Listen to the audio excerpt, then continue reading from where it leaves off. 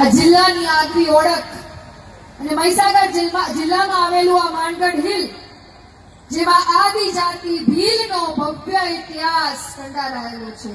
એક એક પથ્થર સમાજ ઉત્થાનની એક આગવી ઓળખ સાથે અડીખમ રીતે ઉભા છે. આશરે 540 વર્ષ પહેલા માનસિંહ પારગી ભીલ યોદ્ધાના નામ પરથી આ પર્વતનું નામ માનગઢ ડુંગર પડેલું એવું વાયકા ક્યાંક આપણે બધાએ વાંચેલી છે. અહીં પરમ આદરણીય પરમ વંદનીય એવા ગુરુ ગોવિંદજીની ઐતિહાસિક ધૂણી આવેલી છે. શ્રદ્ધેય ગુરુ ગોવિંદજી પ્રત્યેની આદિજાતિઓની આસ્થા શ્રદ્ધાને શૂરવીરતા અને શહાદતનું પવિત્ર સ્થાન. માનગઢ હિલ ખાતે ખૂબ આનંદ થાય કે વિવિધતામાં એકતાના દર્શન કરવા હોય તો આ ભૂમિ ઉપર આવવું પડે સાહેબ.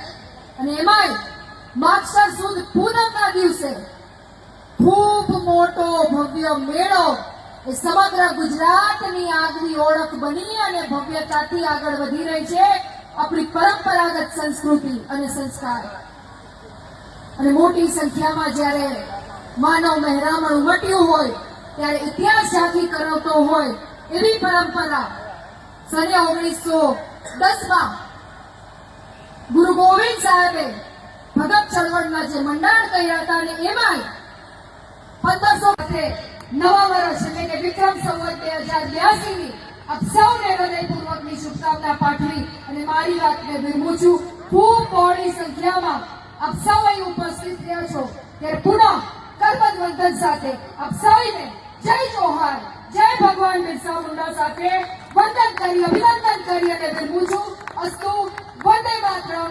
જય જય ગરવી ગુજરાત. ભારત માતા કી જય.